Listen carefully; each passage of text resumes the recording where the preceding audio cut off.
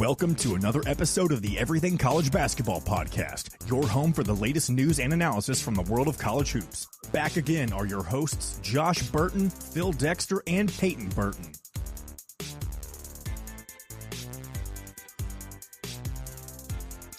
What is up, everybody? Welcome back to another edition of the Everything College Basketball Podcast, episode 129. And I'm, of course, your host, Josh Burton. Joining me yet again today are a pair of my teammates, Peyton Burton, Phil Dexter. Fellas, what a crazy week of college basketball, both on the floor and off the floor. We're going to get into all that and more. But first, I think you all share my heartbreak here. Our Green Bay Packers got eliminated last night. Yeah. Go ahead, Phil. Just going to say, if you can't beat the Detroit Lions at home with a playoff berth on the line, you don't deserve to be there. So that's pretty much all I got to say about it. Just ready to move on to next season. That's pretty much it. Yeah, it's bad enough that we lose to the Lions knock us out of the playoffs on our home field, but it's also bad that I just realized last night that we got fucking swept by the Lions this year. I mean, how bad of a season have we had this year? But we weren't great, in all fairness, and this is documented, and Johnny is my witness. Johnny and I back in August said that this makeup of the Lions team, we thought that they were a year away. And I still think next year they're probably the favorites for the NFC North. But man, they overachieved this year. They're young, they're talented. Still no excuse to lose at home in Lambeau. Lambeau now in the wintertime is becoming like Rupp Arena and the fear of Kentucky. It's kind of dissipated, but sadness all around. But we're going to get over that and bring you an entertaining and an informative podcast like we always do. Speaking of, as we always do, we'd be remiss if we didn't mention that this podcast is presented by House Enterprise and in part with the House of College Hoops. Head over to our site, house-enterprise.com, for more information. Great team over there. ECB's over there. The Road to the Garden. The House of College Hoops, folks. We're all one big collective family under House Enterprise Network. Great articles being written daily come out about the world of college basketball. Again, house-enterprise.com. Also, our title sponsor this year, Beauty to Beast Nutrition, located in downtown Edinburgh, Indiana. They're a healthy juice bar. You guys know the deal. Good drinks for you, the teas, the protein coffees, the protein bites, everything under the sun. Stop in today and tell them ECB sent you for 10% off your entire purchase. Fellas, as I was kind of thinking about today's show and where I wanted to start, there's a couple things. By the title of, if you're watching us live here on the YouTube, the Twitter, and in the Facebook, you will see the title says episode 129, Kansas Jayhawks. Are they the best team in college basketball? To that degree. But I think we have to start with the biggest story thus far in college basketball. Peyton and I covered it live last week on the YouTube. There's a video up now. Go check it out. Just type in Everything College Basketball. Go give us a subscribe. If you haven't already, go check out the video. We go in depth about this. The biggest story in college basketball so far this year is the firing of Chris Beard. Now, we alluded to it last month when the news kind of broke, but then it became official last week that Texas has parted with Chris Beard, the embattled head coach of the former head coach of the Texas Longhorns. Phil, I want to get your thoughts. Before you do, we talked about it in the YouTube video, but a couple stats I want to throw at you about Chris Beard and his time at Texas and everything. He finishes with a career record as of now at 171 and 73 overall. At Texas in his year and a half, he went 29 and 13. He finished, obviously went out in the second round last year with Texas in his first year. In his coaching resume, he made the national title game back in 2019 with Texas Tech. His deal at Texas, 7 years, $35 million, was to run through 2028 that he signed the summer of last year when he took over the Texas program for Shaka Smart. Since he got fired with cause, Phil, he had a $21 million buyout, but because he was fired with cause, he gets absolutely $0 of that $21 million buyout. Just kind of your collective thoughts. I think we all thought that this was coming this way eventually. But now that it's here, it leaves Texas with a big hole to fill and a really good team. Just kind of your general thoughts on it. Well, you mentioned the buyout. I mean, Texas saving $21 million here. If in fact that, stands up, I'm sure Chris Beard's going to fight that in court. But that definitely allows them to cast a wide net for who they want to replace him with. We've already heard the rumors of John Calipari. I do think that interim coach Rodney Terry has a pretty good chance of actually retaining this job. Did a really good job at Fresno State in his first stop, and had actually taken over at UTEP. I mean, was doing a pretty good job there, and then took the rare step to take the step down and become an assistant again. But is a really good recruiter. Guy knows basketball. You'll hear other coaches rave about him. So I think look out for Rodney Terry to take that job over. But as far as Chris Beard goes, like you said, you mentioned we all thought that this was kind of coming. I think Texas probably did the right thing. But as we've seen many times before with great coaches, he's gonna catch on somewhere when the stink wears off. A year or two from now, he'll end up at a middle tier program who's maybe desperate for some success. I could see a team like Memphis, maybe, if Penny doesn't get things turned around, somewhere like that. And then, he'll be back in big time college basketball within 5 or 6 years, I would imagine. So, well, you answered my follow-up to you, because Peyton and I talked about it. We're of the same mindset. Eventually he will make his way back. He might have to go the broadcasting route. He might have to go various routes, but I think if history has shown us anything, he will be back somewhere. The question is, now you brought up a team like Memphis or something. I asked Peyton this. Do you think that Chris Beard can rehab his image enough years down the line to get another shot at a big-time program like Texas? Yeah, I think, and whether this is right or wrong, we've just seen it many times before, and not only college basketball, but pretty much every level of sports. Winning, solves everything. And so if he is able to get a job at all, even at a middle tier program, and he's able to win there, he's proven he can win at Texas and at Texas Tech, been to a Final Four, been to a national title game. Somebody's going to give this guy a shot. I mean, people are willing to overlook a lot of flaws and a lot of character flaws when you bring W's. And that's one of the reasons that, I'm glad to see Texas do the right thing here, because a lot of schools, would have found any excuse to keep Chris Beard around. Now, you did bring up Rodney Terry, who's the interim coach, and I've heard in other shows that he basically has a 3-month tryout here to show Texas why he gets this job. And they brought up the financial aspect. If he does well here, and they decide to keep him full time, he's looking at potentially like $15 million. And if he struggles, then he stays or goes back to an assistant. It's like a $300,000 job. So you can tell his incentive here, obviously. But Peyton and I on that YouTube video gave our list of candidates. If you are Texas AD athletic director, Chris Del Conte, who are you calling? Let's say Rodney Terry doesn't work out. Let's say the rest of this year, maybe they feel like he's not the right guy. You are Chris Del Conte. Who is on your short list to come in? And because let's make no mistake about it, with the resources Texas has, the following, the backing, the boosters, playing in a big conference, about to go to the SEC, who's a gigantic moneymaker, which means more money, the Longhorn Network, you have disposable income at your hands, backing behind you, big time boosters, brand new arena, practice facilities, everything. So it's a big time job. If you're Chris Del Conte, who is on your short list to be your next head coach?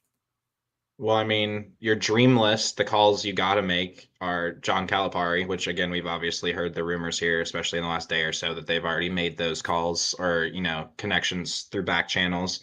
An interesting name, I think, to keep an eye on. I always have thought that he'll eventually come back to the college game, and it may be sooner rather than later, is Billy Donovan. The Bulls are not having a ton of success right now, kind of imploding with a little bit of roster friction. I'm not sure that Billy Donovan's cut out for that job long term, and I don't really think that he's an NBA coach long term. I think he's going to have that itch to come back to college at some point, and Texas may just be the job that could draw him to do that.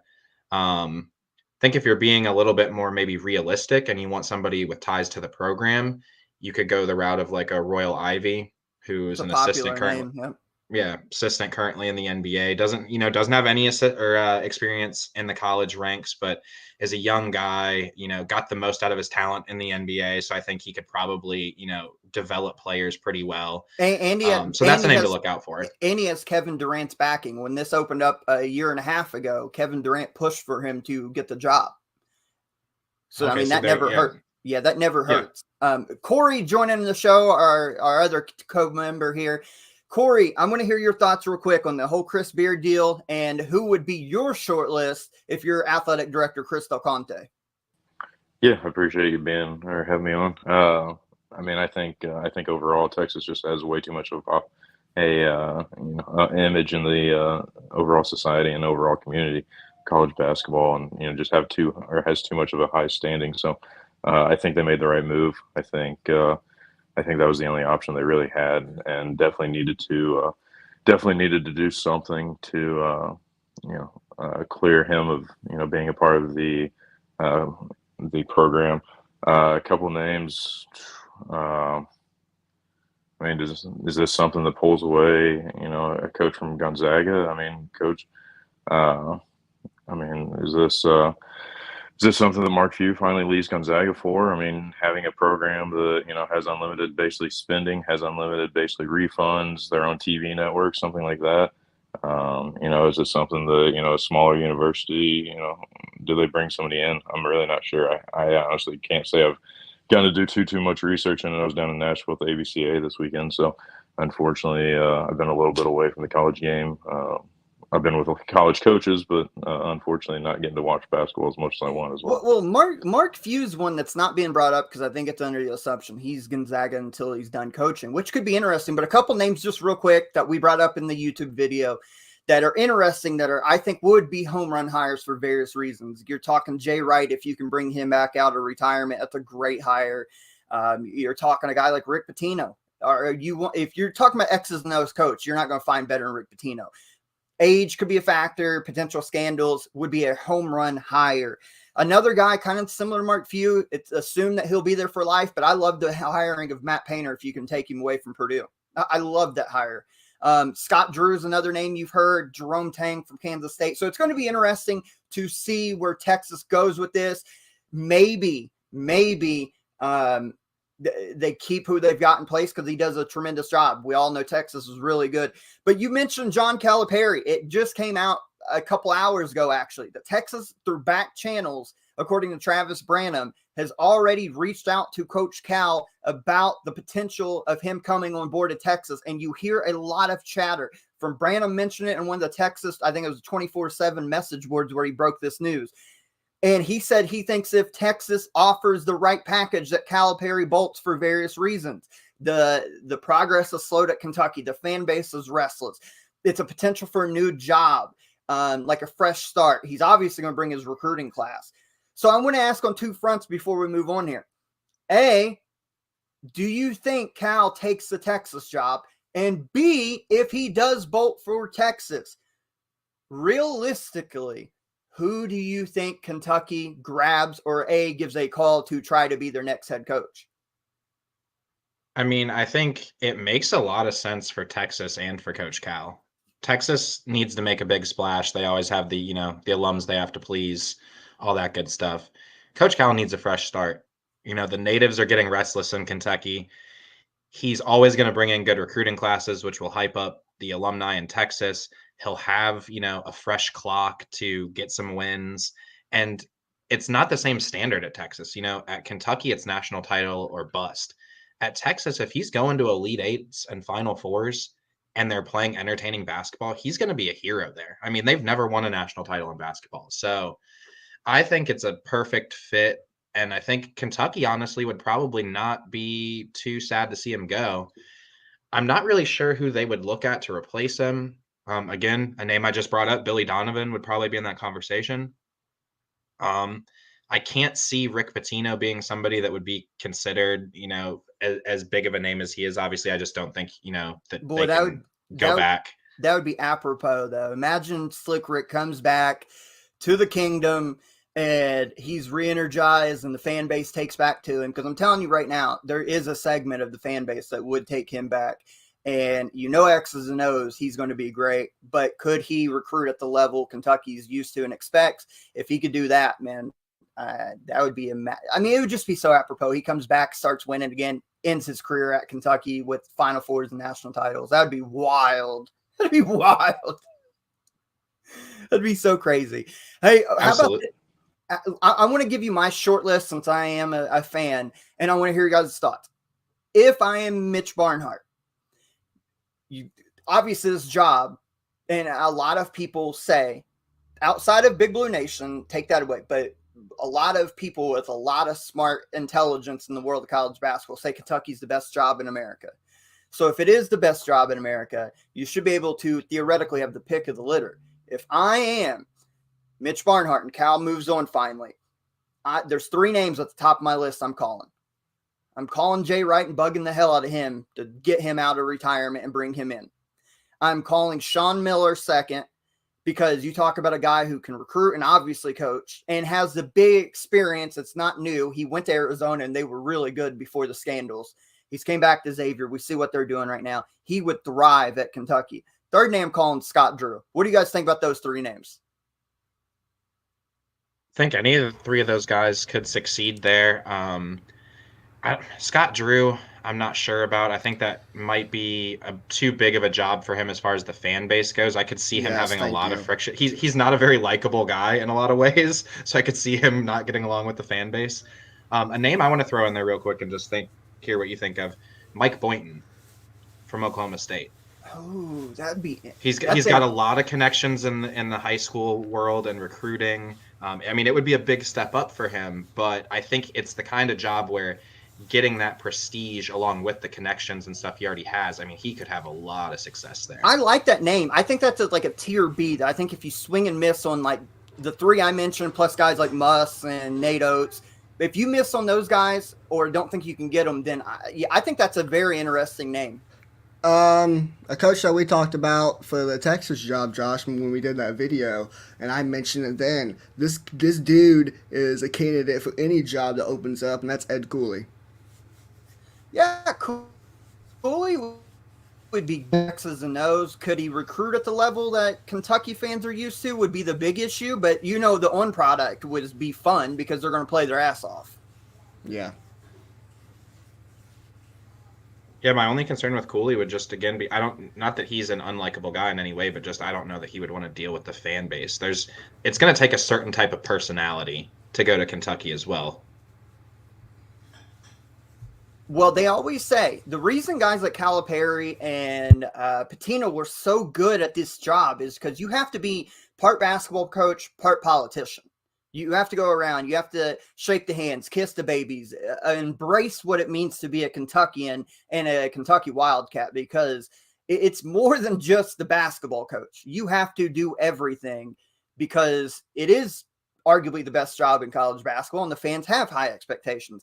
But very interesting stories. We will follow this Texas Calipari situation as it continues to unfold. Very interesting stuff. We could be looking at offseason where Cal goes to Texas and Kentucky job opens up, and it's going to be a crazy carousel. So stay tuned. We'll have everything breaking news for you as it progresses. But let's get into some of the action from last week, fellas. I titled this, Are the Jayhawks the best team in college basketball? The new ECB poll came out just before we hit play on recording today. The Jayhawks are number 1 for the first time this season, the Everything College Basketball poll. Houston 2, Purdue only follows the 3, Alabama 4, Tennessee 5. That is your top 5. So I'll pose the question to you before we look back at Kansas's victories this week. Do you think that the ECB top 25 poll is representative that Kansas currently is the best team in college basketball? Go ahead, Phil. I full disclosure, personally voted for Houston number 1, but I don't think that there's any way that you can say Kansas isn't in that conversation, especially after the week they just had. I mean, got off to a great start in the best conference in America. Obviously they've had a couple of tough wins late, but I think that, that proves more about them than it is a flaw of theirs. Excuse me.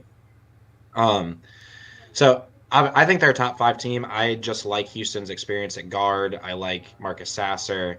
I like Drace Walker in the front court. I think Houston ultimately is a little better defensively overall, but is Kansas right there? Absolutely. Can't deny that they're, can beat anybody on any given night. Coy, what do you think?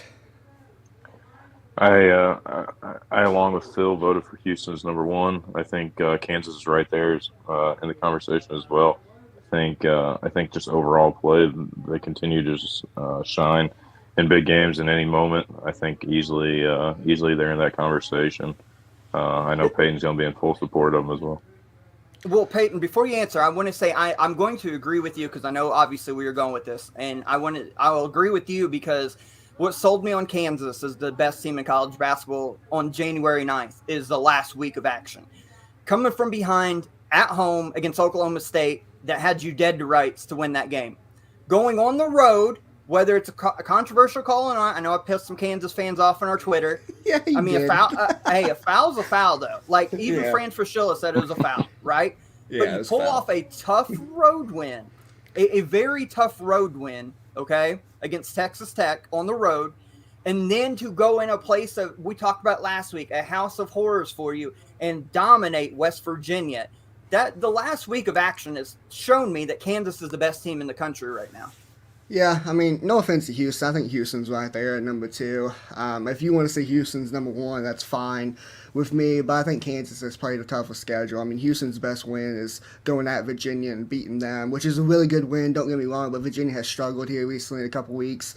And Kansas, you just mentioned, they beat Oklahoma State, came back 45, they was down 45-30 at halftime, came back, beat them by 2 points. Then they go on the road to Texas Tech in a very tough environment and go there and get a dub there, another close one.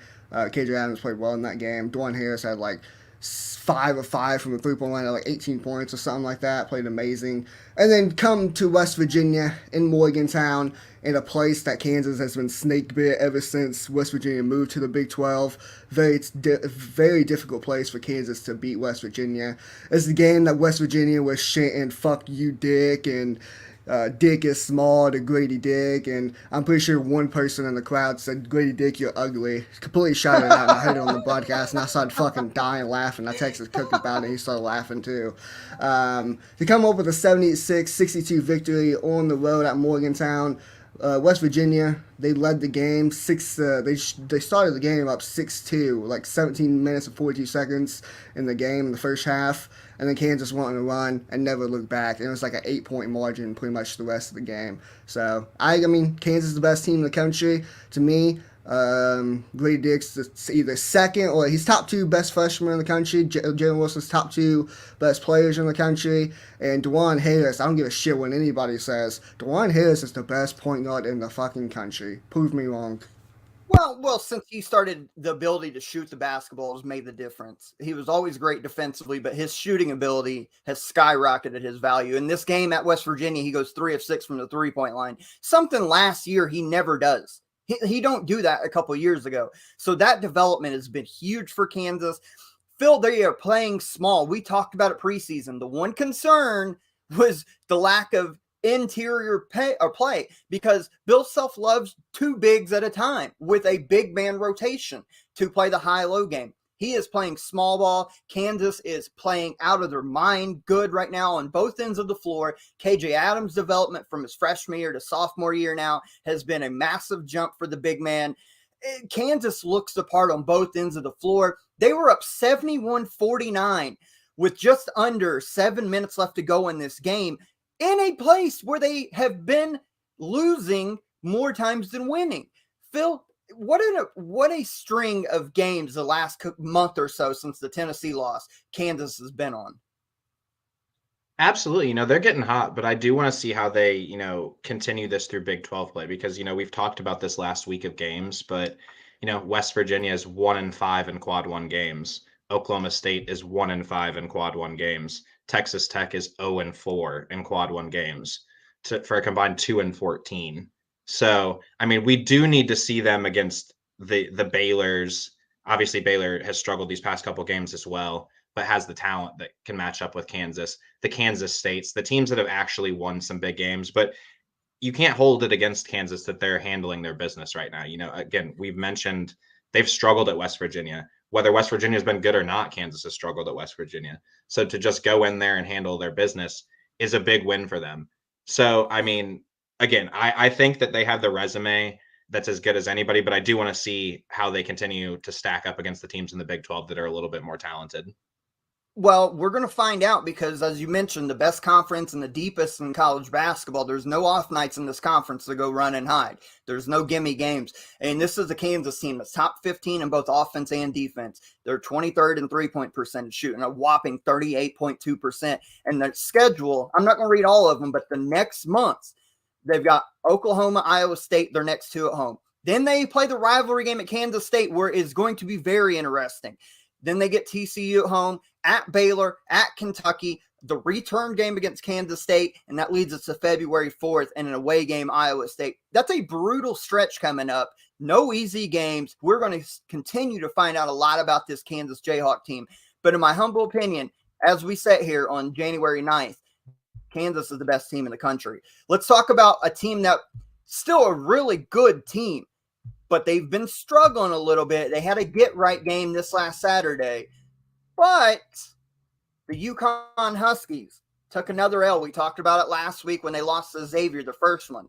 Then they play a big-time Big East game on the road at the AMP against Providence. Providence was able just to basically grind them out. Here's my problem with Connecticut during this little losing 2 of 3.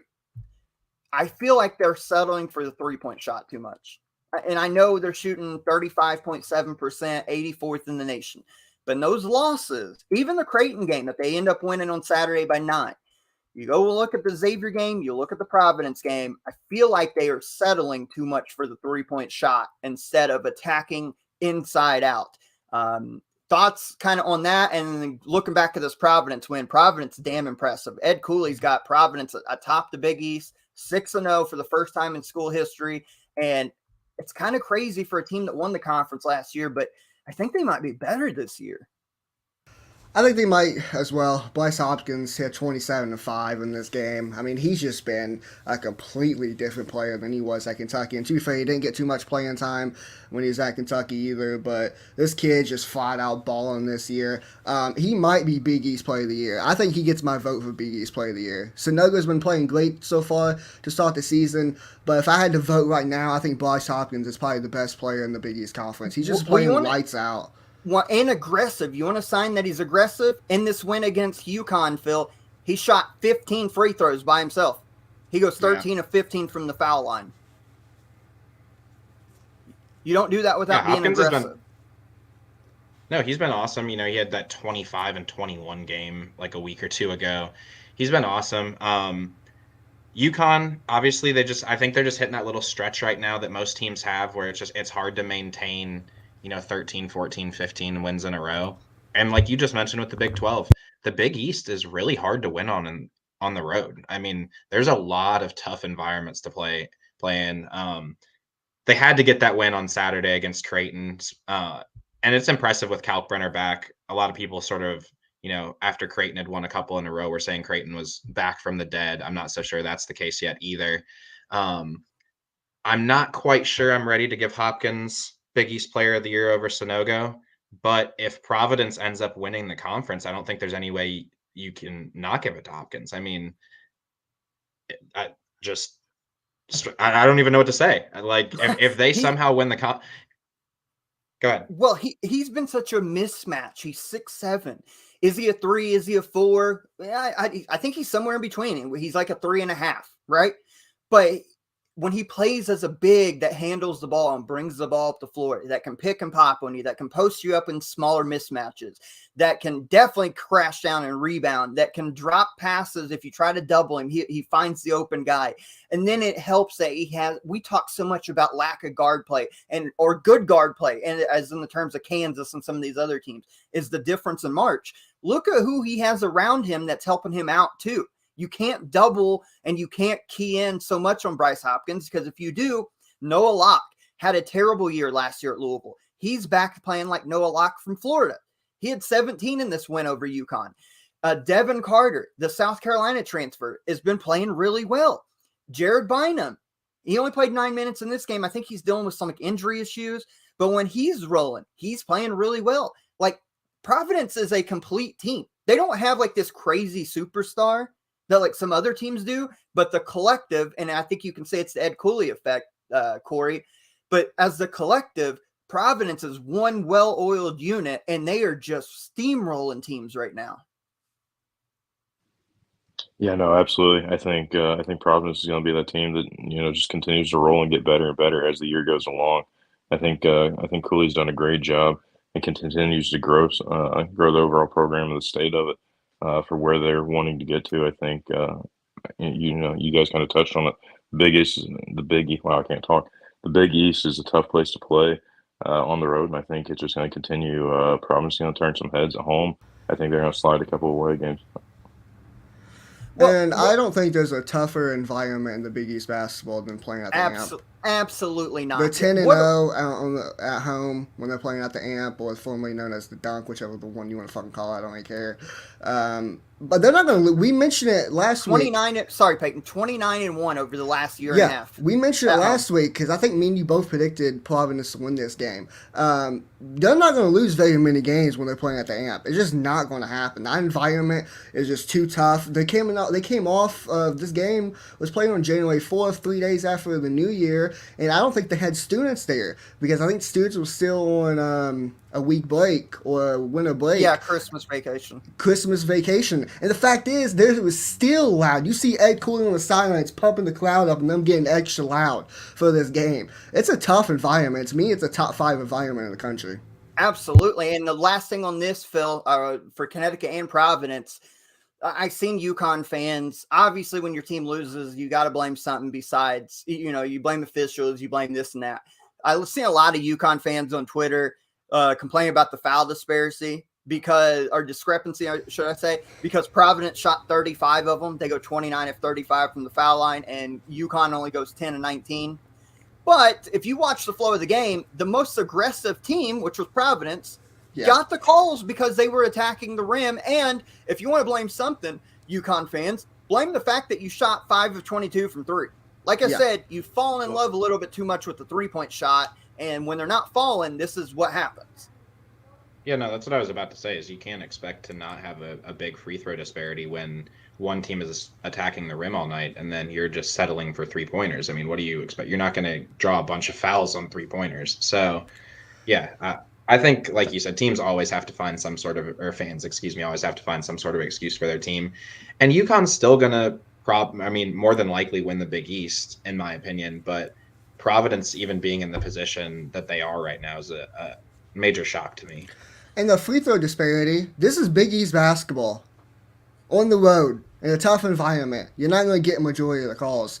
And especially since the home team was the aggressor in majority of this game. So I don't really care too much about the free throw disparity. Maybe if you want to get more free throws, maybe attack the rim more. I don't know. But big fan of this Providence team, and I think UConn's going to be fine in a couple weeks. Well, speaking of fans finding a way to describe games and their team losing, Corey, this one's directed directly at you because your Hoosiers go on last Thursday evening, went into Carver Hawkeye Arena, jumped out to a 28-7 lead early in the game on the road. They started Tamar Bates. Head coach Mike Woodson had mentioned prior to the game that he's going to swap Bates in the starting lineup at the 2 guard in place of Trey Galloway for more offense. It worked early. The Hoosiers jumped out, like I said, to a 28-7 lead with 13:32 left to go in the first half. And Iowa clawed their way back and ends up winning this game 91-89. I want to hear your initial reactions. And we also got to send well wishes out to Fran McCaffrey's son, star Patrick McCaffrey, taking some time away from the team to attack his some mental issues and some personal stuff he needs to address. So we wish him the best. We know how tricky and mental stuff can be, and so we hope for him to get right and then eventually come back if that's what he wants to do. But Corey, I want to hear your initial reactions. The Hoosiers blow a 21-point lead in the first half. Yeah, bad turnovers, bad play. I mean, it's the same recipe that Indiana's played with in years past. They got out and it just looked like they got a little bit comfortable. Chris Murray absolutely lit it up, played all 40 minutes, and I mean he flat out put the team on his back and said, "Watch what we can come back and do." I mean, I don't know what to even say. I was watching in and out, and just overall the course of seeing Iowa storming back, and it just they gained more and more confidence and continued to roll. And I mean, it just I don't know. Jordan Geronimo coming in and making or playing a little bit, just he continues to show he's an athlete, but he's not a basketball player in my opinion. And it showed even more on Sunday. But Indiana's just in a bad spot. Race Thompson going down hurt doesn't help out also, and it's just Indiana's falling quickly. Yeah, and it looks like Anna. I think we focus so much on their offensive woes, shooting the basketball in particular. Their offense ain't the issue right now. It's ironically their defense. I mean, you're up 21, and a defensive-minded team should have seen that game out. But they're giving up too many points. And to Corey's point, it looks like they take their foot off somebody's neck and don't play hard for a full 40 minutes and stay connected until it's too late. And Iowa ended up taking the lead. Indiana did fight back, but Iowa ends up winning this game. Trace Jackson Davis, 30 points, 9 rebound performance. Jalen Hood-Schifino continues to play well as a freshman, 21 points. Nobody else for Indiana in double figures in this game.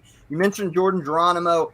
He had 9 points, but in the flow of the game, man, he just made some very ill-advised shot selection and couldn't really defend like he normally does. I can't figure Indiana out, man, and for the strength that we thought that they would have, the defense is failing them right now.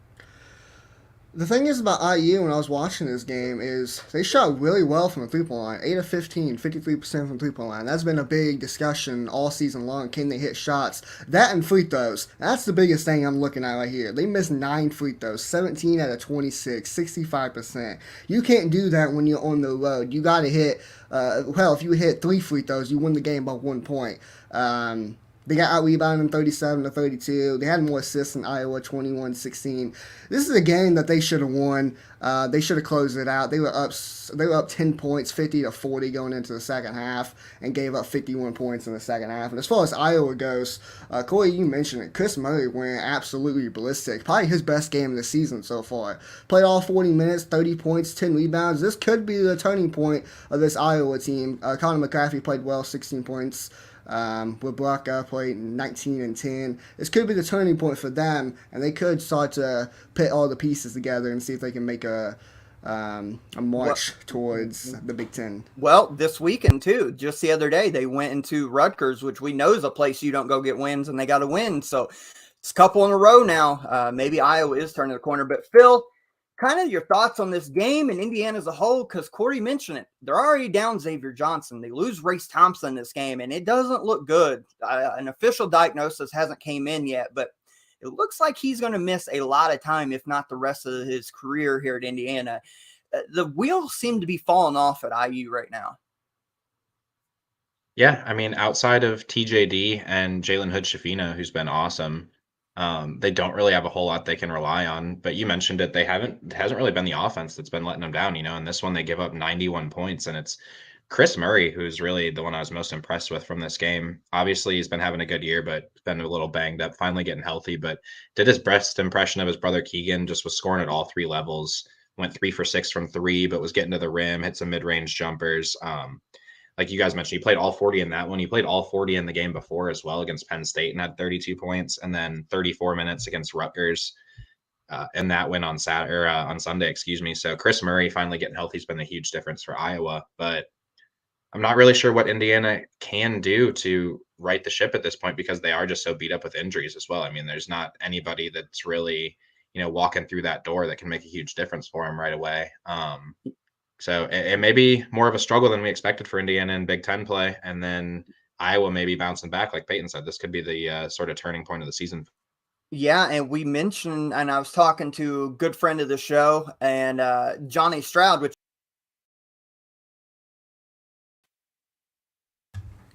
what the hell? What'd he go? I think we just lost Josh there, but I think he was talking about Johnny and his takes on Indiana. But you want to move on to the next topic, Peyton? Does Indiana make a tournament? Oh, I think they still make the tournament. I mean, I think they're probably looking at maybe 500 in Big Ten play, just under 500. I mean, I don't think that the wheels are going to totally come off this team and they're going to be a bottom 5 Big Ten team. I still think they're going to find some wins at home, but as far as like the expectation before the season that they were maybe a Final Four, Elite Eight national title, somewhere in that kind of team, I think that's long gone. I think they're going to make the tournament. I think they can figure it out. They need to get healthy, especially in the guard play. Xavier Johnson, he needs. I don't know when he's coming back or if he's coming back at all. Going down injured in the Kansas game, but they need someone. They need him to come back. Hood Schifino played well in this game against Iowa, but it just wasn't enough to overcome a tough road win. But yeah, we can move on. Next game on the docket is talking about, funny enough, is talking about Alabama drilling Kentucky. That's why Josh disappeared. It's a lot less fun to talk about while Josh isn't here, then. Don't worry. When he decides to come back, we'll get his opinion on it. But yeah, I think that's probably why he went ahead and dropped out right there, is because he knew that game was coming up next. And yeah, he pulled a Corey, didn't he? Didn't want to have to talk about another Wildcat loss. Yeah. There we go. I got kicked out. I might have removed you on accident. My bad. I'd ask Corey a question. I'd ask Corey a question, and I was like, well, is nobody responding? And then I looked, and I got kicked out. So that might have been my bad. Sorry. It probably was Josh's fault, or Peyton's fault. I agree with the first thing you said. It was Josh's fault. Regardless about what I was saying about the rotation, Indiana's got a lot to figure out. But speaking of another blue blood who is in this similar situation of struggling and honestly does not look like a tournament team. By the way, before we get to this game, you want to talk about the year where blue bloods are potentially not tournament teams as of January 9th? And obviously I think one of these teams are in a far better spot. But you look at Indiana, Kentucky, North Carolina, Duke, 4 massive blue bloods. Neither of the 4 are really good right now. Neither of the 4. And let's start with Kentucky. Unfortunately, I want to hear you guys' thoughts. They go down for a big game on Saturday, down to Alabama, playing a top 10 Alabama team. And it was close in the first half. Kentucky got down early. They rallied back. They got within a point or 2 points on multiple possessions because they kept stringing defensive stops together. They continued to play good defense and held Alabama scoreless for 4 minutes in the first half. And either came down with a chance to tie or take the lead and either turn the ball over or took a bad shot. And Alabama ended the half on a 7-0 run. And second half, complete domination by Alabama. They win 78-52 because of a bullshit three-pointer at the end, made it a little closer than what it should have. This was an awful display by Kentucky. They showed no fight, no heart in the second half. Alabama looks the part of a Final Four team. So I want to hear it from all fronts from you guys. Alabama looks great. Kentucky looks terrible. Let's hear your thoughts on it. Well, before you got kicked, this is a game that we was getting transitioned to. And let me just bring this little point up here that I got from one of our friends at Heat Check CBB. After a 78-52 blowout loss against number 7 Alabama, Kentucky is now 11-22 in its last 33 games against Quad 1 opponents since the start of the 2020-21 season. The Wildcats are 0-4 in Quad 1 games this season with the average margin of defeat by 16.5 points. That's saying something. First half, Kentucky was there. They could have went up in this game, very much so. They were down 1 point, and they just couldn't find a bucket. This is a game that, unfortunately, the National Player of the Year could not play in. This is the first game, and Oscar Tshiebwe's played 47 games so far for Kentucky. This is the first game that he's been out-rebounding by the opposing team's player. He had 6 rebounds in this game. This is a game he could not play in. Bediako was just beating him down the floor every time, and Cal gets a lot of flack for some of his in-game adjustments or lack of in-game adjustments. But one thing he made sure of, he made sure to take the National Player of the Year out when he was not playing well, especially defensively, giving up a lot of easy buckets, especially in transition. But talk about Alabama, though. Mark Sears was phenomenal in this game. 16 points, 4-10 from the field. 6 rebounds, 4 assists too. Had a couple turnovers, played 31 minutes. I mean, some of these 6 step back steals. threes, some of these Yes. step back threes that he hit in this game, especially later on in the second half, was just incredible. He was in his bag. And Brandon Miller, you can say he's the best freshman in the country if you want to. I'm not going to argue against that. I think he's definitely top 2. 19 points, 7-15 from the field, 7 rebounds. He didn't really play his best in the first half. Matter of fact, I think he only had 7 points in the first half, but he turned it on in the second half, and he was phenomenal, as he has been all season. Phil? Yeah, I think it's just, again, it's the same thing we've talked about with Kentucky. Is just offensively, they don't have guys who can really go out and create for themselves. They don't have a modern offense. Josh, I'm curious what you think, because Oscar this season just doesn't look like the same guy that he was last season. I mean, he hasn't been bad. I mean, in this game, he was kind of bad, to be honest. But overall, he hasn't been bad, but he hasn't been nearly as dominant as he was last year.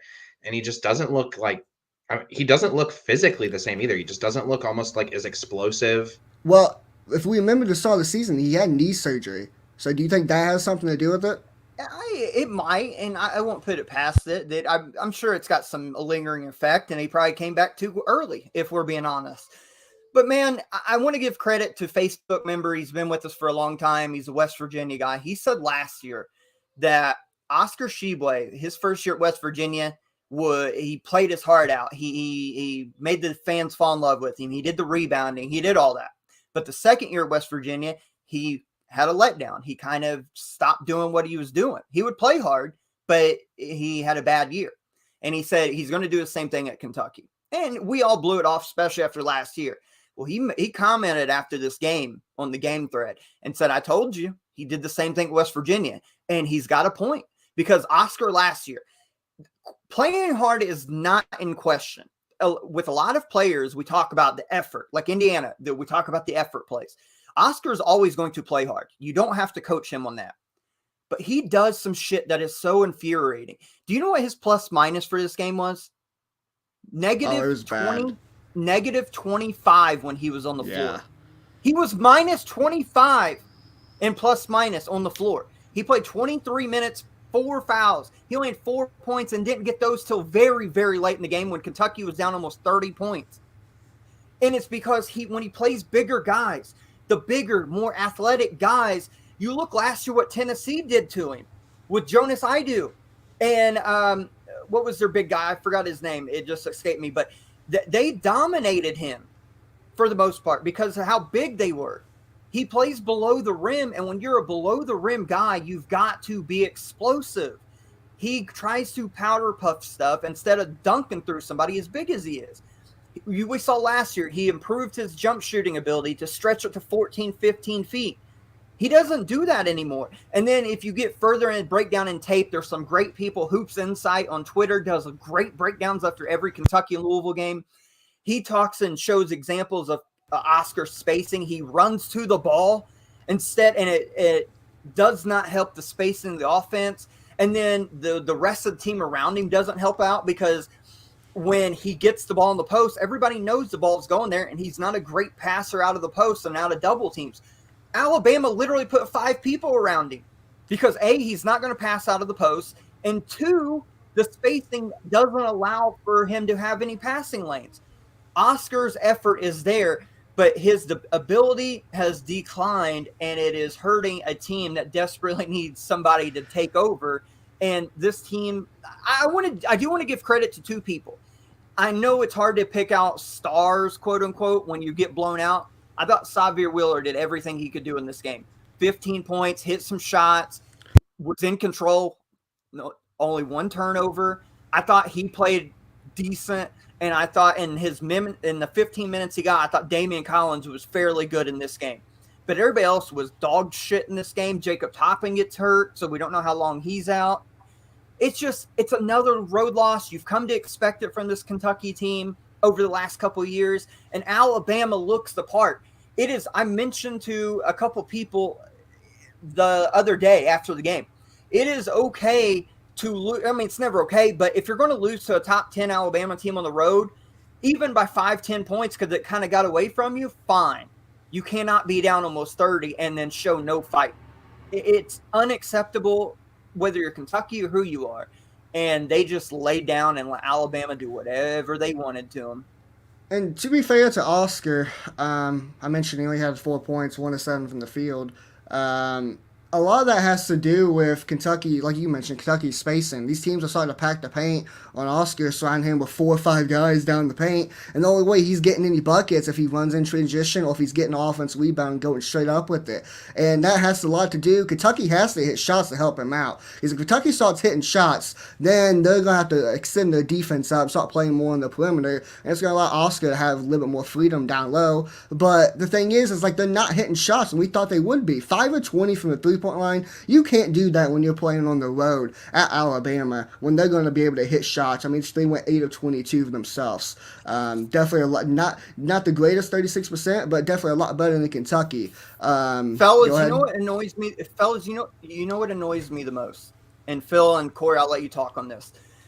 Watching that game, and it's not just this game. You go back to Gonzaga, they did the exact same thing. Other teams have done it. Michigan State when they made their run. Kentucky does not sprint back and talk and communicate in transition defense. Alabama, especially you mentioned Charles Bediako, beat Oscar down the floor 9 times out of 10, just about every time.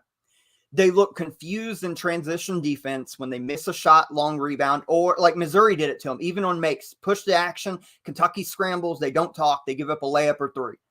That can't happen. And Oscar keeps, even last year, but it's worse this year. If you play Kentucky, and credit to Nate Oates, he's a tremendous coach. He exploited this. If you play Kentucky, put Oscar Tshiebwe in pick and roll defense because he overhelps. He stays on the hard hedge, does not recover to the roller quick enough. And then when he decides he's going to play under and stick with the roller, he doesn't help out on the driver and gives up wide open layups.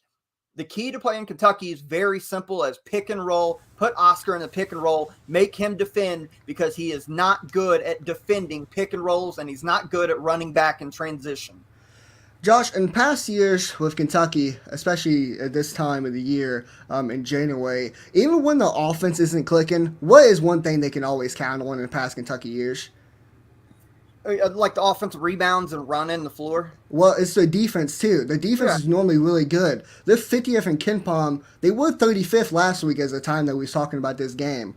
It was 30th in KenPom last week. They dropped 20 spots. They gave up 43 second-half points to Alabama. Their defense isn't great either. And I thought about a month ago that their defense was elite. And I was wrong about that. Giving up 43 second-half points, that's something you can't do, especially on the road. Defensively, they got to get better. Like I mentioned, it's all the communication. So, Phil, I want to hear your thoughts real quick before we move on. Well, you guys just mentioned the issues defensively, and I'm just curious, like, how badly does this team miss a guy like Bryce Hopkins right now? That Swiss Army knife, not only offensively, but defensively too, who can switch between guarding the 3 and the 4, who can kind of make up athletically a little bit for the things that Oscar, lacks in the pick and roll. Like, they need sort of that connecting piece, and Jacob Toppin obviously can do some of that, but he's hurt now. What about Keon Brooks? They have a lot of flaws. Keon Brooks, exactly. This kid, they are missing a kid like Keon that made up for a lot of defensive flaws last year. Yep. They're missing that terrible. And that's why you're seeing them being ranked 50th, and you're seeing sort of these flaws that Oscar has getting exploited even worse because you don't have the other guys who can make up for that.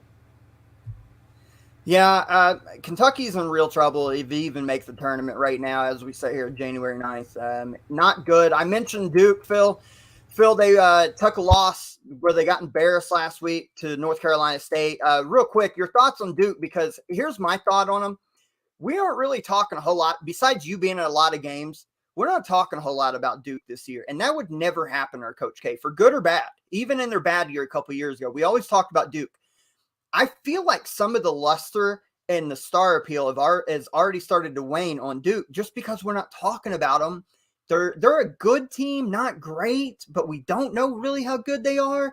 And again, even if they were 24th under Coach K and had a couple losses by now, everybody would be talking about Duke. And it feels like outside of us, when they play a big game, like when they played Purdue or whoever, nobody's really talking about Duke. And I'm starting to worry if that star power that, hey, it's Duke, we got to talk about them, is starting to fade because to be honest, they're kind of just another college team right now.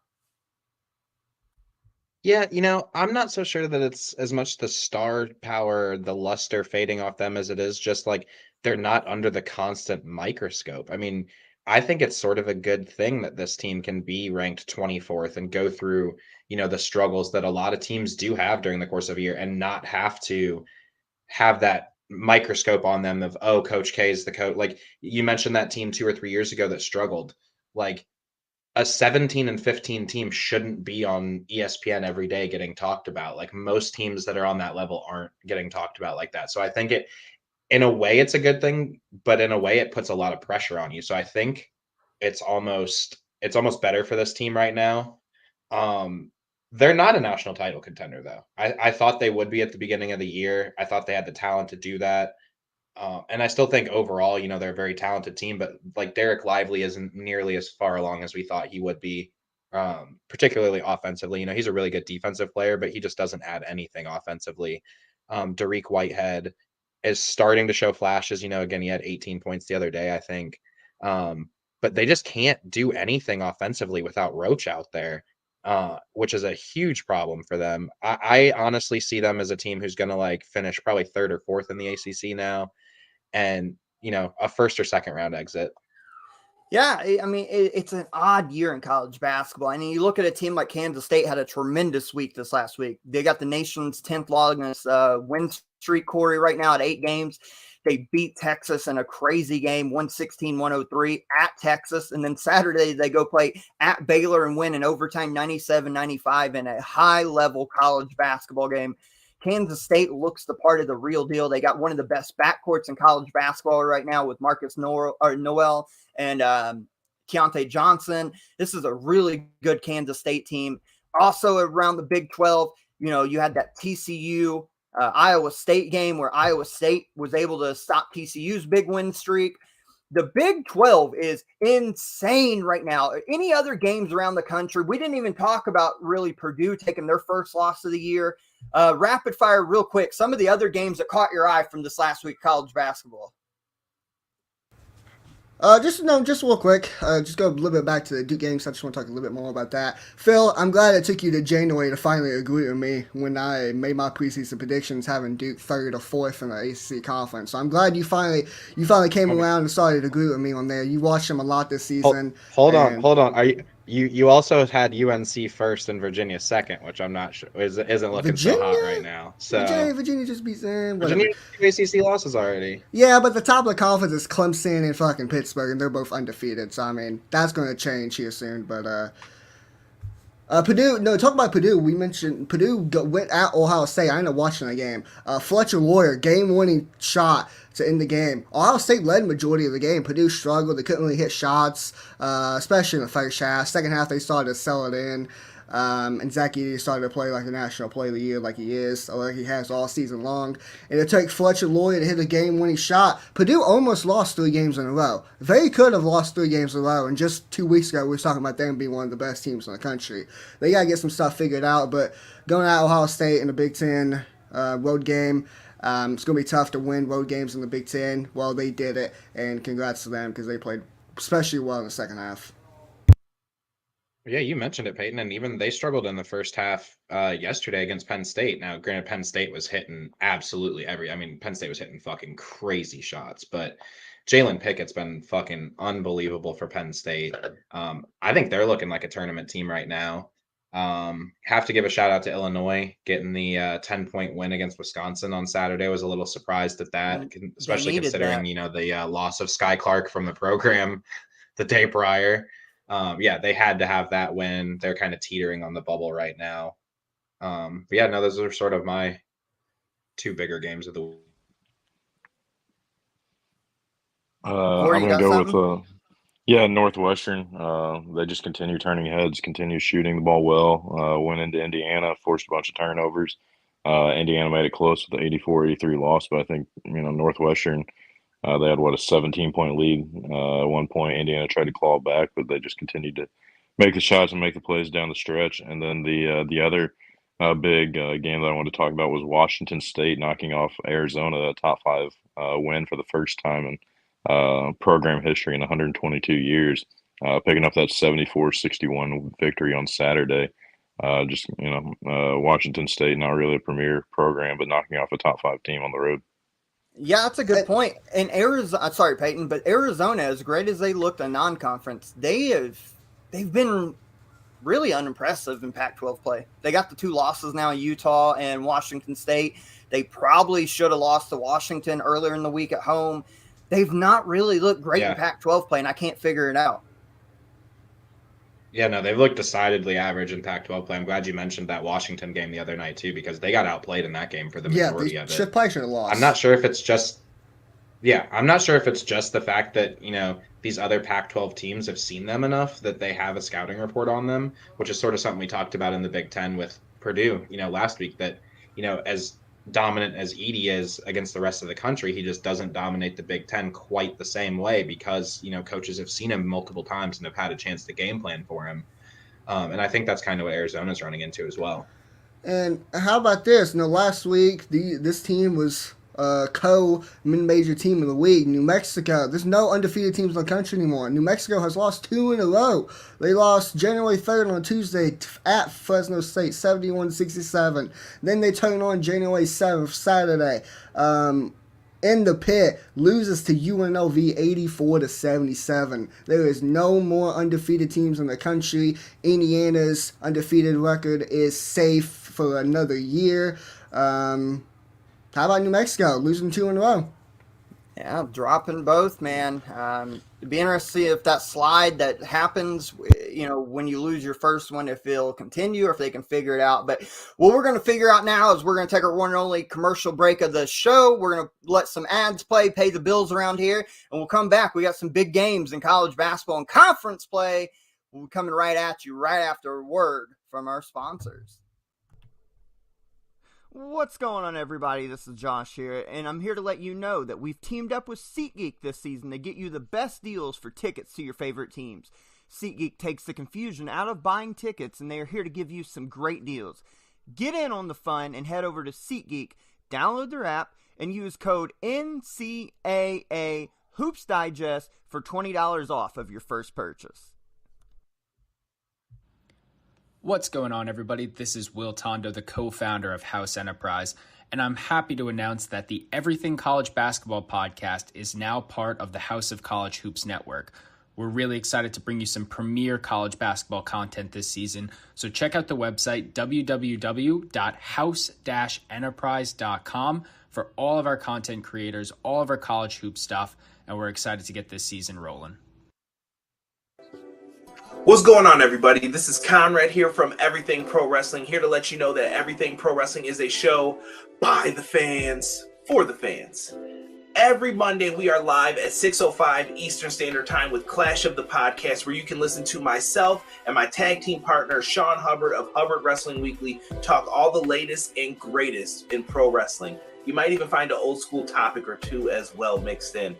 And every Wednesday, we go live on YouTube once again with AEW Dynamite post-show coverage. So at 10:05, head on over to the Everything Pro Wrestling channel and talk what we just saw on Dynamite with us. And did I mention that we are on all available audio platforms like Apple Podcasts, Google Podcasts, Spotify, and many more. Thank you so much for listening to me, and let's get back to everything college basketball. Hope you guys take the time. We're on the road to the Royal Rumble, which means we're subsequently on the road to WrestleMania. The Rumble is my favorite pay-per-view of all time. So go check out our friends Everything Pro Wrestling for all the pro wrestling insight you could want. And like we mentioned at the top of the show, our title sponsors and all of them, go to the houseenterprise.com, house-enterprise.com. Check out the House College Hoops folks over there. We're a part of that as well. Go check it out, everybody that you just heard about. But let's turn our attention to this week, fellas. Again, I feel like I'm saying it every week at this point, but it's going to happen week after week. We are going to have massive game after massive game after massive game. And you looked at last week, we didn't mention, but 16 of the top 25 teams all at least took one loss. And I think it's going to be more of the same from here on out. But let's start with the first game on the docket this week of importance. Wednesday night, two of the best teams in the conference, two of the best teams in America will lock up in one of the best conferences in the sport when the ECB ranked number 4 Alabama Crimson Tide head down to Fayetteville, Arkansas to play the number 17 ranked Arkansas Razorbacks Wednesday night. What a clash this is going to be. Two of the best coaches in college basketball. Both names are being linked to Texas and every big opening that's going to come up from here on out for the next few years. Alabama and Arkansas. What a game this could be. Phil, I want to hear your thoughts first. I mean, it's just hard to judge Arkansas right now because you never know whether Nick Smith is going to be playing or not. If he's playing, I think Arkansas competes in this game and has every chance to win. But if he's not, that completely changes them as a team. You know, they really only can rely on Ricky Council the fourth at this point offensively, on a regular basis. Anthony Black can create for others, but his scoring comes and goes. Jordan Walsh's offense is pretty much non-existent at this point. Obviously, the loss of Trayvon Brazile earlier in the year has just sort of, killed their scoring in the front court. So I think Alabama takes this one. Just because I can't rely on Nick Smith being healthy. I think Alabama, has the backcourt that can compete. Obviously, I think Brandon Miller's the best player on the floor. Charles Bediako and Noah Clowney in the front court for Alabama have both been great. I think Bama is starting to look the part of national title contender, and they put on a show for the country in this one and take out Arkansas 80-72. Yeah, man, I love this matchup. We're talking about both these teams on the surface. You think of them, you think offensive ingenuity with both head coaches. Both of them are going to get up and down. Both are going to shoot threes. But it's really the defenses that are carrying both because both teams are ranked inside the top 10 in KenPom in effective defense. Both of them really good. I think this is I wish Nick Smith was playing this game because I would desperately want to see Nick Smith versus Brandon Miller in this game. And I know directly they probably wouldn't guard each other much, but just the showcase of the top tier freshmen going head to head. This is going to be a fun one. I do think Anthony Black is going to step up in this game. Obviously, who guards Brandon Miller? You look at 3-point shooting, and Arkansas has shot a terrible 28.7%. So they're going to have to butter their bread in the paint, get out and run in transition, use their defense to turn Alabama over. But, man, I'm with you, Phil. I think what I've seen so far from Alabama and what they did to Kentucky, and I know Kentucky is not at the level of Arkansas right now, but Alabama's size and length creates so many problems for teams right now. And then you can knock the three down, and you have a, future top 5 lottery pick in Brandon Miller. I got to go Tide in this one on the road, especially without Nick Smith. I'm going with you. I think this is a high scoring game. I say Alabama wins 91-84. Even though it's at Arkansas, and normally I would, pick the teams who have home court advantage, especially in conference play. You mentioned Trayvon Brazile's out for the year. That's a big loss for them. They need a guy like him. He played so well in the Maui tournament. He's played well all season long. Hell, he's the one who had that fucking amazing dunk that made SportsCenter, and it made the Twitter was rambling all about it. But losing him's definitely a big loss. And I'm with you guys. If Nick Smith don't play in this game, if he's not back in time for this top 10 matchup between the two schools, then it's going to be trouble for Arkansas because they can't hit shots either. They're one of the worst 3-point shooting teams in the country, 340th in 3-point percentage, 28.7%. They got to hit shots. I don't think they're going to do it. Alabama wins this game. I don't know who they're going to pit on Brandon Miller. I don't know if it's going to be Makai Mitchell or if it's going to be Jordan Walsh. But one thing I do know is that Brandon Miller is going to get his own because he's done it all season long. I think Bama wins this game, and I think they win it 84-79. Corey, we got the Bama sweep. Yes, sir, you do. I think Bama just in the front court, they shoot the ball way too well. I think Arkansas just doesn't have the consistent shooting that they need to stay in this game and stay competitive. I think Bama dominates just like they did against Kentucky. I think they go into Arkansas, and I think they run away with it there at the end, 86-72. So we got a roll Tide sweep of the Arkansas Razorbacks. Also on Wednesday night, back in the best conference of college basketball, you got number 15 TCU at number 10 Texas. We've spent the top part of the show talking all about the things going on at Texas. This is an in-state rivalry. Peyton, I'll let you start first because I think this is an interesting case study. Well, I literally just mentioned it. Normally, I'd go with the teams who had the home court advantage, and the Moody Center has been rocking this year. The new arena they had just coming into the season. But I like this TCU squad. They're playing better. Mike Miles is going off.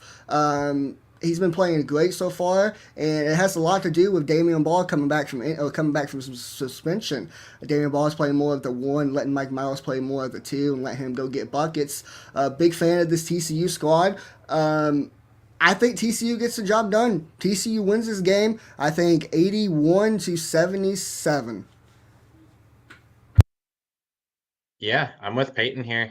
I typically favor the team with the best player on the floor, and I think in that case, this is TCU with Mike Miles.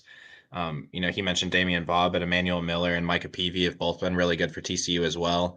I just think TCU is the actual better team in this case, and I like them in a tight one in the Moody Center, but 75.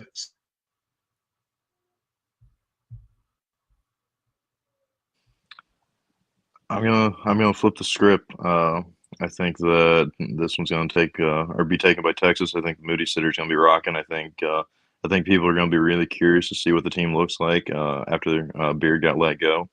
I think Marcus Carr goes off and kind of carries the team, and I think Texas wins it 70, 78, 72.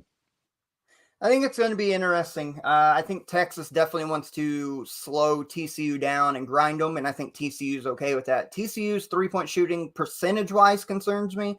They're only shooting like 29%. Basically, we'll say 30%. And Texas doesn't allow teams to shoot that well from three. I think they're holding teams right around 32%. So that's going to be a key if TCU can hit some shots and open up Texas's defense. I think the better – Phil, you said TCU is the better team, and I think right now they are. I think the better talent's Texas. But I'll go with the better team because they've been playing better despite the loss to Iowa State. They've been on a roll. And I'm going to go TCU going into the Moody Center and getting a win. And I think there's just so much going on with Texas right now. And I like TCU. The one thing about Texas, though, they've been giving quite a bit of points here lately. So I think TCU does enough. I think it could be a defensive slugfest. So I'm going to say TCU 61-55. Let's stay in the Big 12 Saturday. Kansas, number 1 Jayhawks, play host to Iowa State, who's ranked 13th in this week's ECB Top 25 poll. It is in Allen Fieldhouse, so we know you just don't go into the fog and walk out victors. But TJ Olsenberger has done a tremendous job at Iowa State so far. This team is, I put it on our Twitter, Iowa State tougher than a $2 steak because you're going to have to fist fight them to beat them. But I think when it's all said and done, since it's in Fog Allen, I just think Kansas is too much. We talked about it at the beginning of the show. I just think they're the best team in the country right now. So I've got them winning this game. I think Jalen Wilson has a big-time performance. This is a game that I could see a guy like KJ Adams going for a double-double. We'll see what Grady Dick does because Gabe Kalsher is going to be really good for Iowa State. But I think the two guys of Jalen Wilson and KJ Adams put a show on. I got Kansas pulling away late, like 84-67. Yeah, I wanted to pick Iowa State really bad in this one just to piss Peyton off a little bit too. And because I really like Iowa State. But I think defensively, Iowa State can stay in this game, but the two differences, as Josh mentioned, are it's at Allen Fieldhouse, and then, Kansas is just so much better offensively than Iowa State is. I worry a little bit in a tight game at the end on the road if Iowa State has a guy who can go get them a bucket the way Kansas does. So I think Kansas ekes this one out, continues their trend of some close victories over some tough teams, and wins 64-58 in a low score. Go ahead, Clay. Man, I would love to piss off Peyton right here. I would do anything I could to really upset him, but there's just no way that it makes sense to take anybody going into Allen Fieldhouse. I think Kansas goes in. I think that I think they come out with Jalen Wilson, Grady Dick. I think they just have a little bit too much going. I think Harris is going to run the point for him well, distribute, and I think Kansas is going to run away with it 81-69. So wait, you're saying that Kansas is going to have too much dick for him? Oh yeah, too much. Exactly. Just all about just putting the tip in. Real quick, Josh, it's funny. You talked about Texas and how they've been giving up too many points here lately. Yeah, they gave up 116 points to Kansas State in the Moody Center. So, yeah, they definitely been giving up way too many points here lately.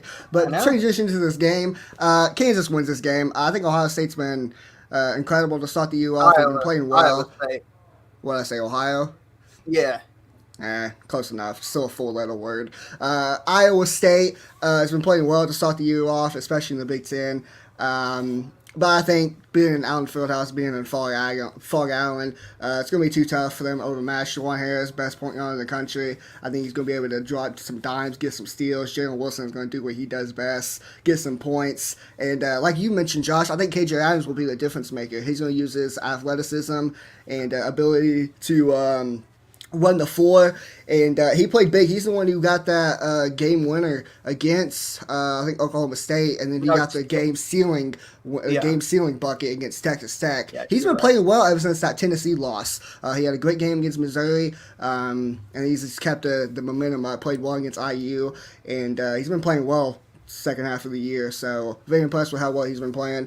Kansas wins this game. I think it'd be somewhat close. I think about 77-70. And if it is a close game, I'm sure Kansas is probably going to get some lucky call here or there, and Josh is going to post about it on Twitter and piss some more Kansas fans off. So I'm sure it might happen. Hey, I only say the truth, man. If they don't like it, then that's on them, not us.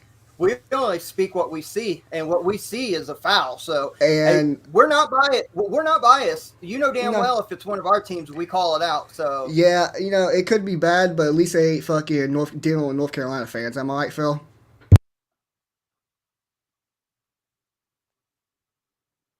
Jesus Christ. No, they're still the worst. Matt Norlander, somebody retweeted something about UNC fans this week, and I seen one of them quote tweeted it and said, "Oh, so I see you're a douchebag and a hater." And it was literally just like a statistic about UNC. So they're still the worst. Wow. But let's rapid fire these next two because they're just, it is what it is. Also on Saturday, Wisconsin goes to Indiana. It's in Assembly Hall. I don't know. A part of me wants to say Indiana holds home court, but they didn't against Northwestern, and playing hard consistently in the defense scares me. Corey, this is your team. Let's hear a quick prediction. I think Indiana picks up 2 wins this week. I think they win at Penn State, and I think they win this one. I think it's going to be some tempers flaring and stuff like that because Wisconsin always plays dirty, but I think they pick up the win. I think it's going to be a 86-81 game.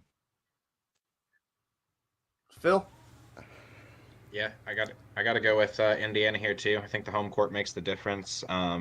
Tyler Wall's been a little banged up for Wisconsin as well, so they may not be at full strength. I take Indiana in a tight one here, 72-65.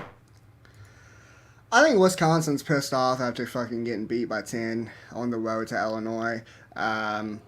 I think they get the job done. I think Tyler Wall might be back for this game, and if he is, and I think Wisconsin wins this game in a close one.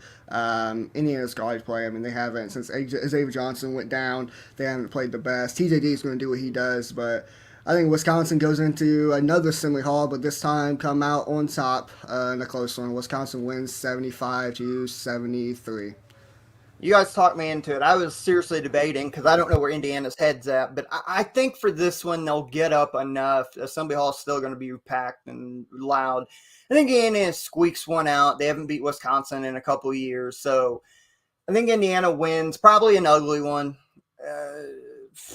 62-59. That sounds about right. Probably some ugly game. And then here's the last one, and I think we're all going to take a sweep here, so I'm not going to pose who wins and the score. It's just how bad does Kentucky get beat Saturday in Knoxville? I don't think any of us with the right minds are going to pick Kentucky to win this. The question isn't, do they win? Because I think we're all picking Tennessee.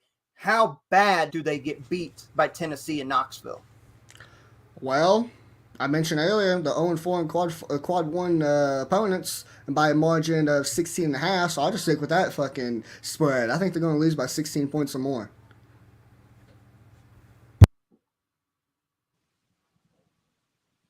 I think the Cats keep it close in this one. Tennessee has a tendency to have games at a time where they just can't get a bucket, and I think that could come to bite them in the ass here in SEC play against a rival. So I think Tennessee still wins because overall they're just the better team right now. But it wouldn't surprise me to see the Cats keep this within 6. Did you see what they did this last week though? They killed Mississippi State by like 30 points, and they went to. I don't know if South Carolina is dog shit. But they had South Carolina down on the road by 40 freaking points with like 10 minutes to go in the second half. They're not playing with people right now. They're beating the dog shit out of them. And the thing is, they're the number 1 defensive efficiency team according to KenPom. Number 1. I'm they're going phenomenal 22 defensively, points. but like I said, they just have that tendency to have games like that Colorado game earlier in the season. Even the Kansas game at times, I know they were red hot for a lot of that game, but there were stretches of that game where they couldn't get a bucket either. So that remains my concern for Tennessee.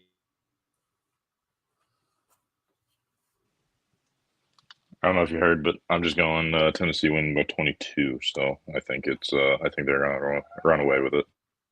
Yeah, I think it's going to be the same song, different dance, because Kentucky will keep it close for a minute or get it close for a little bit, and then they're going to go a stretch where they turn the ball over, can't score, force shots up late in the shot clock, try to force feed Oscar. Tennessee's big, and they're going to pack the paint, and they're playing at home.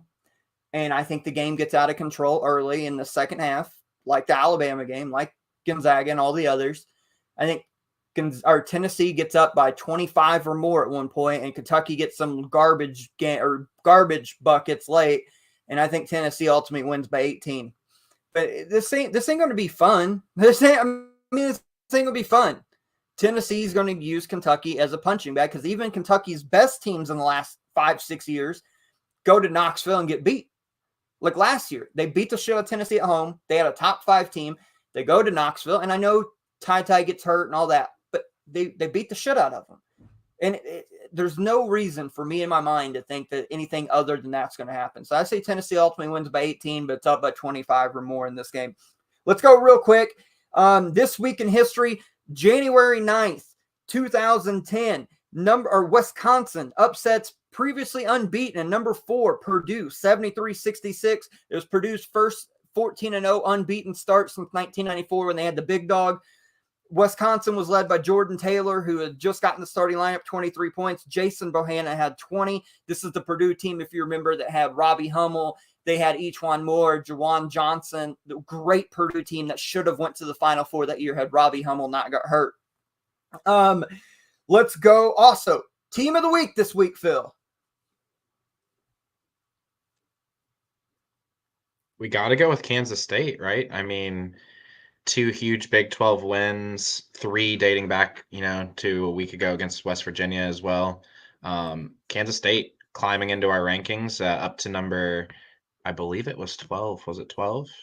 Yep, number 12 in the ECB poll this week. Yep. Yep. So, and Marquise Noel has just been absolutely going Phenomenal. off in Big 12 play. I think he's averaging like 30 a game or something so far in Big 12 play. So yeah, he's went nuts. Tremendous. And mid-major team of the week this week is Florida Atlantic. They are borderline top 25. They are right there on, I think, just about every major poll, getting votes at least. They are, 14-1 on the year right now? I voted for them in ours. Yeah, they're like 14-1, 15-1, something like that.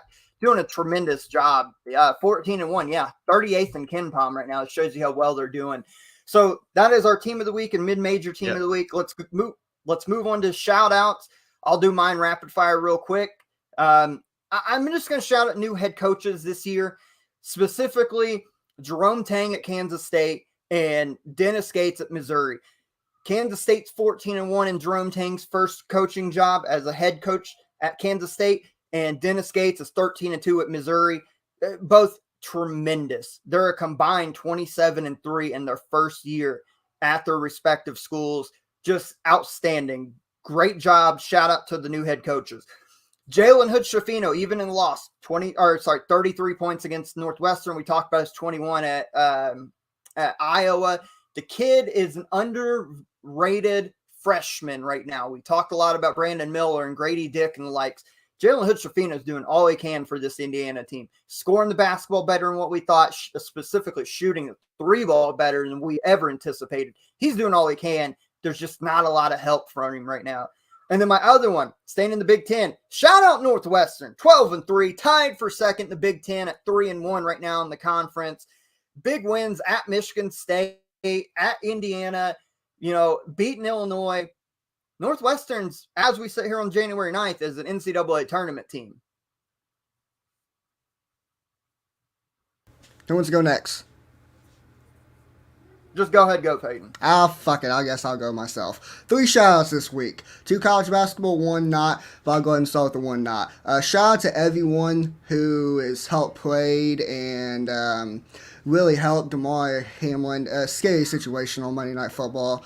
Playing the Bengals. He made a tackle and took a step, and then he just fell backwards and collapsed. And I don't know exactly what happened or why he collapsed or whatever, but he received CPR for 15 minutes. And the game got canceled. The game got postponed or just canceled anyways. I'm not going to make that up. And just a scary situation, and everybody was just praying for him. Shout out to, I forgot what his name is, Scott Van Pelt, I think that's his name, and Ryan Clark. They did an amazing job on ESPN Sports Center talking about it, keeping everybody updated with everything that's happened. And it just got broken news just about an hour ago that he's finally discharged from the hospital. So hopefully he makes a full recovery. Very scary situation. So hopefully he makes a full recovery. And next shout out goes to, go back to college basketball side, Tony Bennett. They end up winning 73-66 with a win over Syracuse, but it was bigger than just a regular season Saturday victory for Virginia, because Tony Bennett has officially passed Terry Holland to become the program's all-time leader in wins, in career wins. He's at 327 wins, and the fact that he did this in 10 years, 8 years, something like that, he's already been the all-time wins leader for Virginia, and that short of a time frame was just remarkable. He's one of the best coaches in college basketball. As much as I don't like playing them every fucking year, twice a year, I have a lot of respect for him and what he's done for the program, and incredible coach. Shout out to him. Last shout out. Probably my most special shout out of the year so far. Shout out to none other than Corey Gardner. He has finally showed up, folks, after Indiana not losing just one game this week, but they lost 2. When he showed up in the early one in the show, I was very surprised. Go back and watch my reaction. I was shocked. I felt like watching The Undertaker losing his undefeated streak of WrestleMania 30, and that guy in the front row had his eyes that big wide. That was me early in the show. Corey, it takes big balls to come on the show after your team gets embarrassed, not once, but twice this week. So, shout out to you, my friend, and welcome back on the show. Round of applause for Corey, everyone. Phil, let's hear your shout outs. Got to shout out the NC State Wolfpack this week for that big home win against Duke. I believe it's their biggest win against Duke since 1970, something along those lines. But also got to shout out Jarkel Joyner, transferred in from Ole Miss. He's an Oxford kid, so it's probably tough for him leaving Ole Miss, but he's been a huge difference maker for State. In this game, he had 21 points, 9 assists, and 6 boards. Terquavion Smith also added 24 points. So just a shout out to the NC State backcourt. Yeah, they put a whooping on Duke. Put a whooping on them. Corey? I'll follow mine up. I kind of mentioned it earlier, but shout out to Washington State getting their first ever win over a top 5 program in 122 years of being a basketball program. A huge win for that. And you already mentioned it, but Jalen Hood-Schifino coming in with his 33 points on Saturday, even in the loss. And then, like I said, glad to be back. Thank you, Peyton, for the shout out. And, being one of your key three. So. Well, we kind of did this backwards. Let's finish the show real quick here on Bank on It. Peyton, pull that graphic up. Get that beautiful thing up. Current standings, I'm 3-6. Both Peyton and Phil are 2-9. And we still, because Corey's so sporadic, we don't remember what he's is right now. So, Phil, I'm in first place. We'll just go with that. Yeah, you're in first. Phil, you split yours since you've been doubling down trying to make a rally here. You did get one right last week. So let's start with you, sir. Bank on it. Bank on it. Duke gets a big home win Wednesday night against the second place in the ACC Pitt Panthers. What are you laughing at? Finish up and I'll go next. Go ahead and finish up. And I think I'm just gonna stick with that one for now because now I want to hear yours. I swear, folks, we didn't converse on these. We do them separate. Bank on it. Wednesday night, Pittsburgh beats Duke on the road in Cameron Indoor. That's why I started laughing. We got dueling fucking bank on it. Jesus, man. Well, either way, I will be there in person Wednesday night to watch one of our bank on it's come true. Yeah, it's the Jeff Capel revenge right there, buddy. Yeah. My bank on it is, I kind of talked about it earlier, but I'm kind of going to double down on it and do a little bit something different. Alabama goes into Arkansas and put a whooping on the Razorbacks. Alabama knocks off Arkansas, and they win by 13 points or more. Bank on it. Corey, you still here? No.